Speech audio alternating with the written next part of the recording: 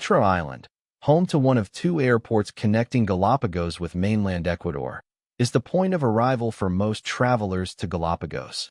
After clearing the immigration desk at the airport, travelers are transported by bus to the cruise ships anchored at Aeolian Bay or to the dock at the Itabaca Canal, where ferry service connects Baltra with the island of Santa Cruz. Baltra is arid and its vegetation is dominated by salt bush, prickly pear cactus, and Palo Santo trees. A large number of birds can be observed, including boobies and frigate birds. There are no visitor sites on Baltra.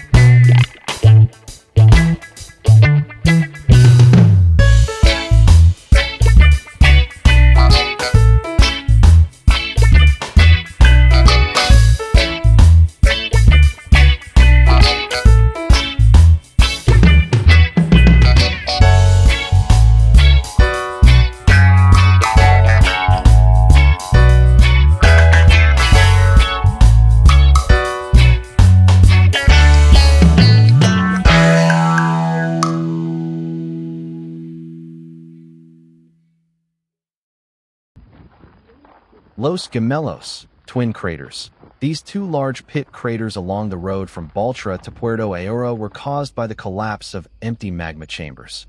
Visitors can stop along the side of the road and visit both craters, walking around their rims. A circular trail to the larger crater passes through the beautiful Scalesia forest, which is an excellent place to observe terrestrial birds, including vermilion flycatchers, short-eared owls, the Galapagos dove, and several finch species.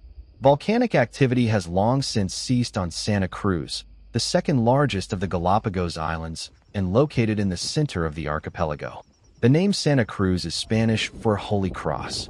Santa Cruz has a long history of human settlement and agriculture, which has left the landscape permanently altered by invasive species.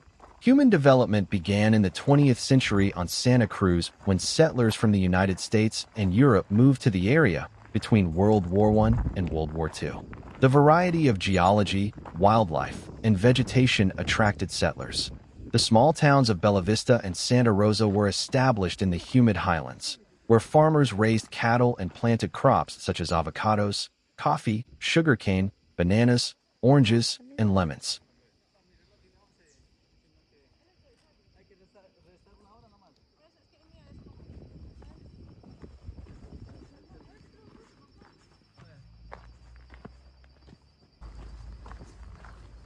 Scalesia forests are unique, endangered cloud forests in the Galapagos Islands highlands dominated by Scalesia pedunculata, a giant, woody daisy tree that can reach 12 to 15 meters in height.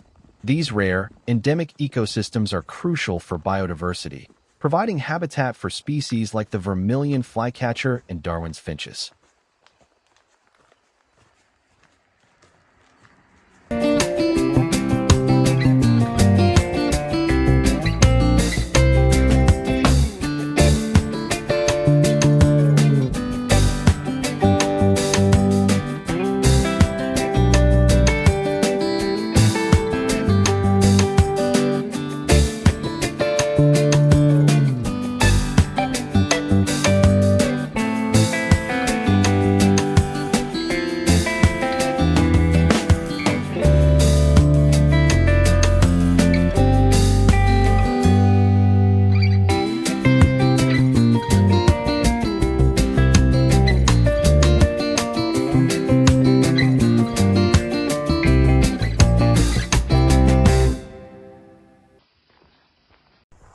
These eerie formations offer a fascinating look into the volcanic belly of the island.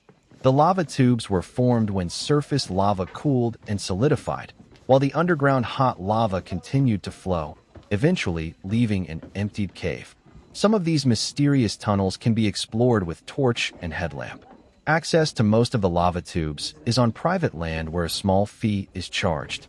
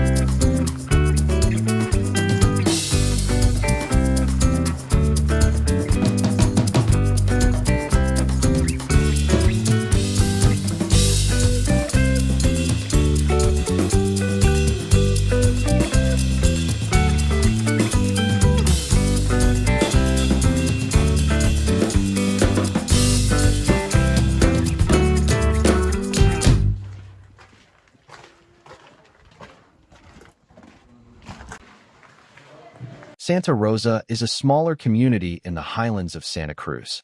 It is the center of a farming community. The town is the starting place for hikes to the Tortoise Reserve, either La Caseta or El Chato, and the road out to Salasaca, where there is a road down through private property to El Chato. Journeying across Santa Cruz into the highlands, visitors are delighted by the island's variety of life and geology. Beginning at the coast and traveling north along the road to Baltra, the road climbs through the agricultural zone and into the mist-covered forests of the highlands. Santa Cruz possesses all of the various life zones present in the archipelago, with wonderful birding opportunities. Santa Cruz also offers excellent opportunities for viewing wild tortoises, both roaming through pastures in the agricultural zone and in the Tortoise Reserve, which is accessible from Santa Rosa or Salasaca. Several farms serve food and allow visitors to explore their grounds in search of tortoises. Descending through the agricultural zone into the transition zone where the Tortoise Reserve is located, the introduced vegetation of the farmlands is replaced by native vegetation.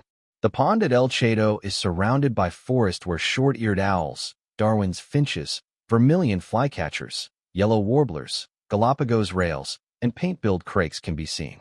As the visitor walks into the forests overgrown with lichens, ferns, and other epiphytes, it is time to listen carefully for the sound of heavy footsteps and the sound of shrubs being slowly crushed as the tortoises make their way through the brush.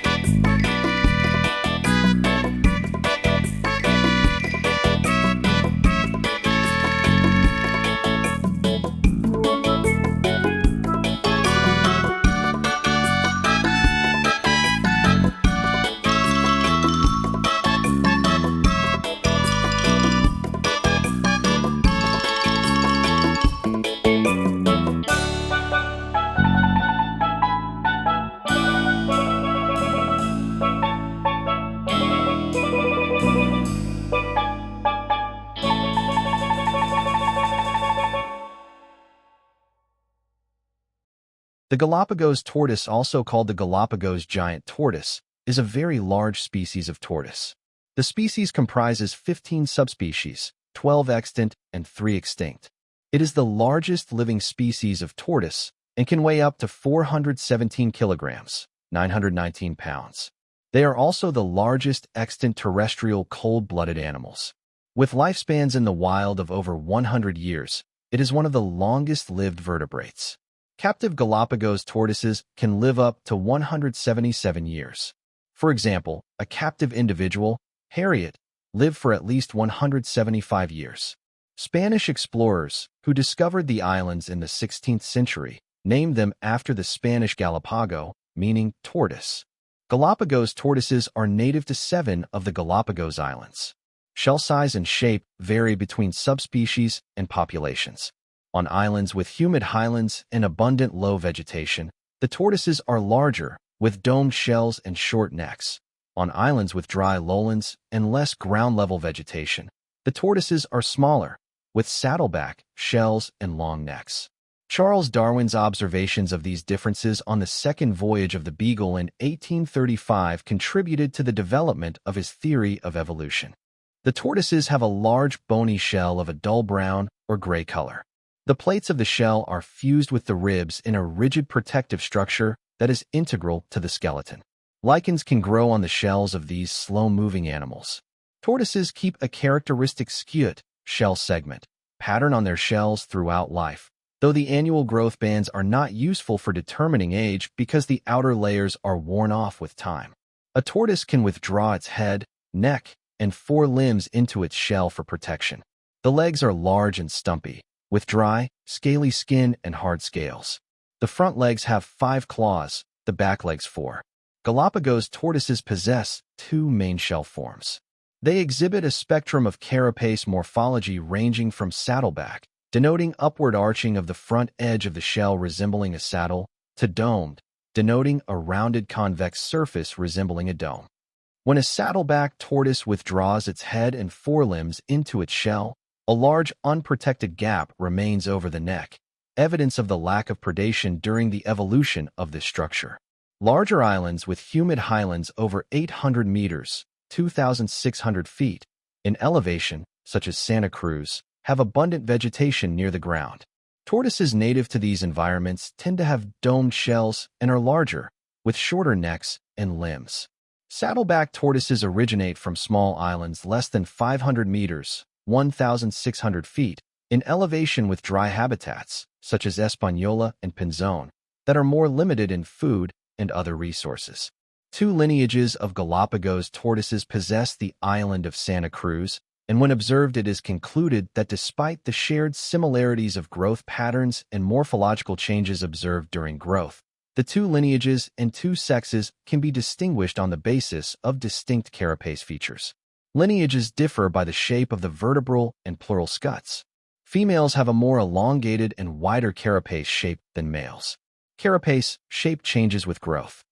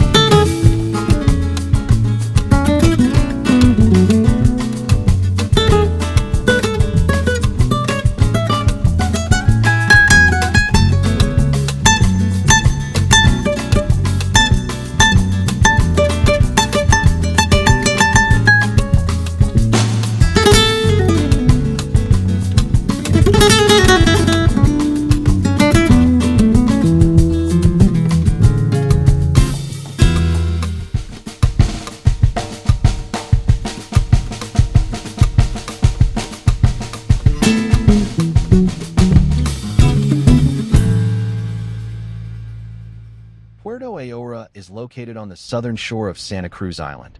Puerto Ayora is the most populous town in the Galapagos Islands, with a population of 12,696. Puerto Ayora has a protected location along the shores of Academy Bay, where a refreshing breeze often provides pleasant weather. Temperatures vary between 18 and 29 degrees Celsius, 64 and 84 degrees Fahrenheit. The hot season usually runs from December to May. Puerto Ayora has the best developed infrastructure in the archipelago.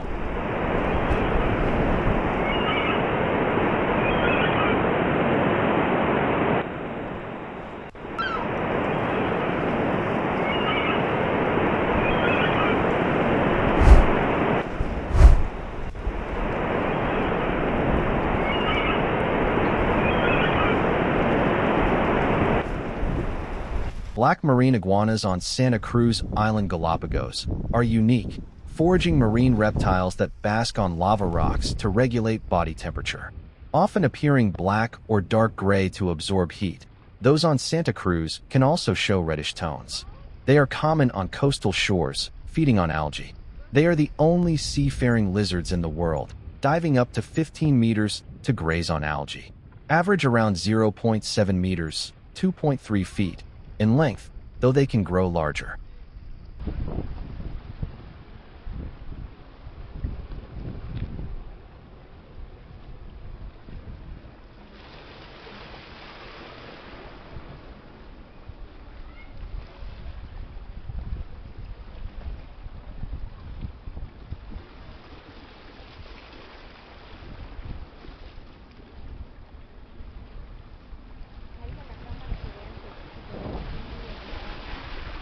The iconic red crab found in Santa Cruz and throughout the Galapagos Islands is the Sally Lightfoot crab, Grapsis grapsis. Known for their vibrant red, orange, and blue shells, they are a common, highly agile sight on the rocky intertidal zones, often seen feeding on algae and scavenging.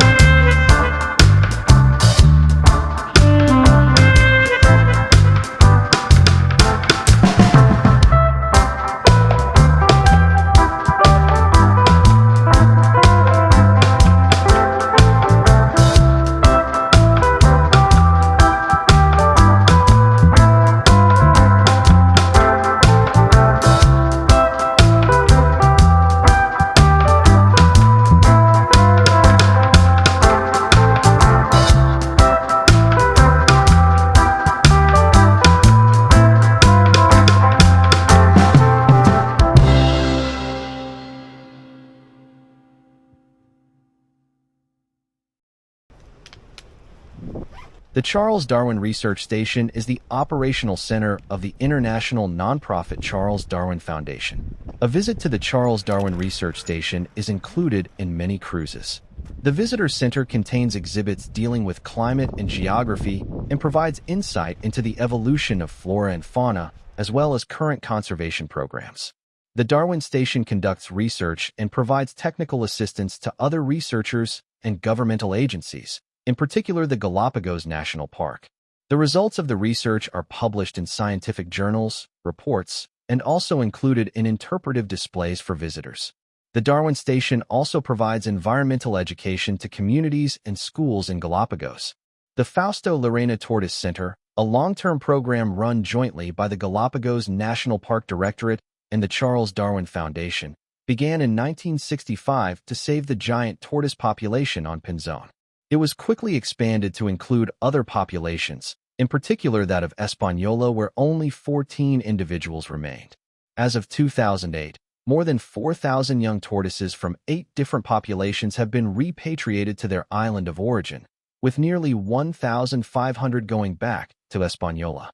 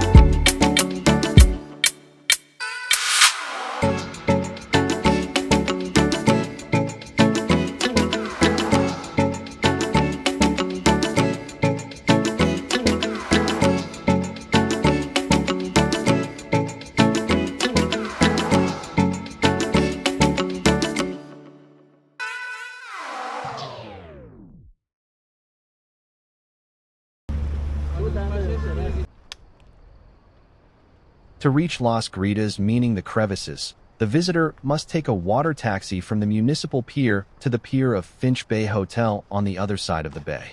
From there, the trail passes by lagoons, a beach, and the residential zone until reaching the cliffs of the main crevice. There, it is possible to observe two very distinct levels of water: fresh water at the surface and the salt water of the sea at the bottom. The crevices are a lovely place to swim.